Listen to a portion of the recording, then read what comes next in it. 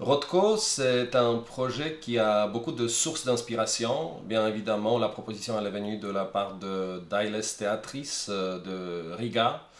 Et comme d'habitude dans nos projets, on essaye de trouver le sujet qui pourrait être le point de départ pour la recherche, qui a quelque chose en lien avec l'endroit où on travaille, qui pourrait être inspirant et pour l'équipe locale des acteurs et pour l'équipe des réalisateurs qui vient avec moi travailler sur place.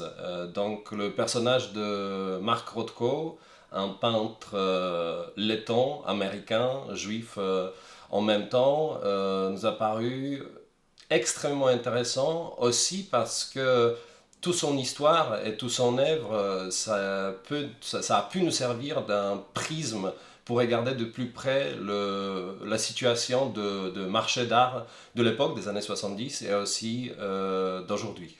C'est très compliqué de raconter en deux, trois mots la thématique du spectacle parce que c'est une construction qui est assez complexe, qui se passe sur plusieurs plans temporels. On place toute l'action dans un restaurant chinois à New York, Mr. Chow, qui existe vraiment.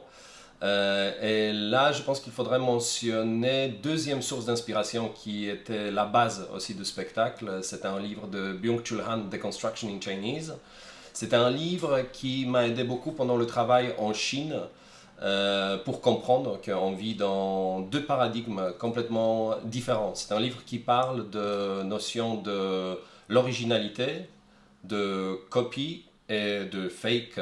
Et il s'avère que ces trois termes ont une définition complètement différente, on les comprend complètement différents dans le monde occidental et dans le monde oriental. Donc on a essayé pendant la recherche d'une certaine manière d'analyser, de regarder l'œuvre de Mark Rothko à travers cette philosophie orientale. Ce qui était pour nous assez important aussi, c'était l'ère digitale qui a commencé, un boom énorme de NFT, Non-Fungible Token, ça veut dire des œuvres digitales, où à vrai dire, il n'y a plus de différence entre copie et l'original parce que c'est juste un fichier qui est exactement identique, sauf qu'il y en a un qui a un certificat et il peut coûter des millions de dollars et une autre œuvre qui est exactement le même, c'est le même fichier digital, n'a aucune valeur. Donc cette réflexion sur le marché d'art, c'était quelque chose qui était la base de notre recherche. Après, dans le spectacle, on mélange les morceaux de vie de Mark Rothko avec les artistes fictifs d'aujourd'hui. À New York aujourd'hui, ils se rencontrent pas vraiment parce que ça se passe sur deux plans temporels différents, mais dans le même restaurant, on suit les histoires qui se passent entre les années 60 et aujourd'hui.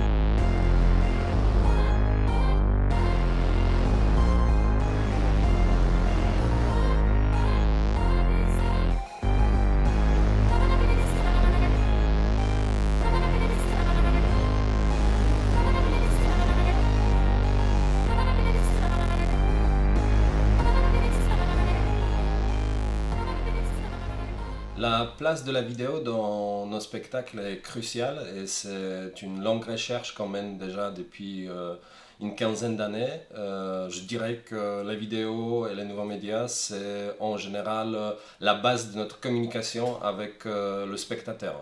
Ce qui nous intéresse le plus, c'est certaines tensions qui se créent entre l'image cinématographique et le réel sur le plateau. En général, dans notre recherche, on essaye toujours de trouver et de nous répondre à cette question pourquoi caméra est indispensable pour nous pour raconter certaines histoires. Quelles sont les choses qu'on peut faire avec les caméras et qu'on ne pourrait pas créer sans utilisation de différents médias digitaux. La raison pour laquelle on a décidé de travailler avec les acteurs de trois nationalités, d'abord était pratique et banale parce que c'est une coproduction de deux théâtres, un théâtre letton et un théâtre polonais.